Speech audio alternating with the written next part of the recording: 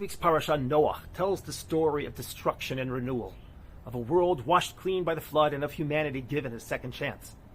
After the flood, God establishes a covenant with Noah and all living creatures, promising never again to destroy the earth in this way. God then gives Noah a sign of the covenant. I have set my bow in the clouds, in other words, a rainbow, and it shall be a sign of the covenant between me and the earth. But why did God choose the rainbow? One answer has to do with its beauty and its appearance in the sky after a storm. The sky is still heavy with clouds, yet sunlight begins to pierce through. Against that dark backdrop, an arc of color unfolds: red, orange, yellow, green, blue, indigo, violet, each distinct yet seamlessly blending into the next. But the rainbow's beauty isn't just in its colors, it's in its contrast. Light emerging from darkness, serenity following chaos, renewal after destruction. After the cataclysmic flood, what symbol could better express hope, renewal, and the divine promise never again to wipe out humanity through a flood than the rainbow that appears in the sky after a storm? But there's another, deeper answer. In English, we say rainbow, but there's no equivalent in Hebrew. It's simply called a keshet, a bow. But here's where it gets interesting. Throughout the Bible, keshet almost always refers to a weapon of war. Isaac says to Esau, "Take your quiver and your bow." Jacob speaks of his struggles with my sword and my bow. And the Psalms describe the wicked who bend their bow to shoot from the shadows. So when God says, I have set my bow in the clouds, the symbolism becomes profound.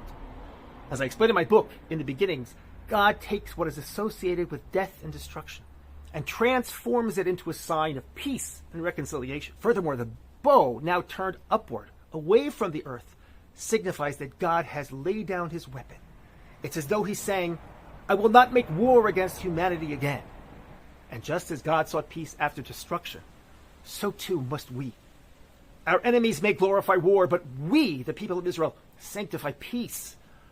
Yes, we fight when we must, and we just fought one of the most justified wars in our long history.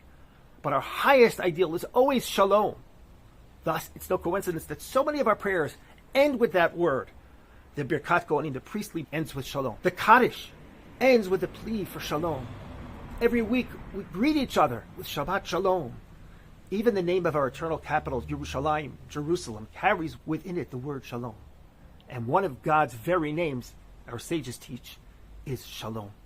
Let us therefore hope and pray that the return of the hostages and the end of the war will usher in a new era of shalom, of peace, so that we can live to witness the fulfillment of the prophet Isaiah's vision. And they shall beat their swords into plowshares, and their spears into pruning hooks. Nation shall not take up sword against nation, nor shall they learn war anymore.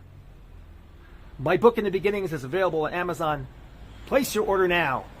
Shabbat Shalom.